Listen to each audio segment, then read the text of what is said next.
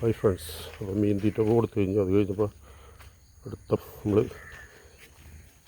ചെന്തെങ്ങിൻ്റെ കുഴിച്ചിട്ടുണ്ട് കേട്ടോ. അതിൻ്റെ പേര് വരുന്നുള്ളൂ ജസ്റ്റ്. അപ്പോൾ ഇത് നമ്മൾ ഗ്രോ ബാഗ് എന്ന് പറഞ്ഞാൽ നമ്മൾ ചാക്കിലേക്ക് മാറ്റാൻ പോകും. എന്നിട്ട് അവിടെ നിന്ന് ഉഷാറായതിന് ശേഷം നമ്മൾ പറമ്പിൽ വയ്ക്കാൻ പോണത്. ഇതാദ്യം ചെയ്തത് നമ്മൾ ഇത് മൂത്ത് തേങ്ങ നോക്കിയിട്ട് ടാങ്കിൽ വെള്ളത്തിലിട്ട് അവിടെ നിന്ന് ഒരു 10-15 ദിവസം ഇട്ടതിന് ശേഷം നമ്മൾ കുറച്ച് മണ്ണ് കൂട്ടിയിട്ട് വെച്ചത്.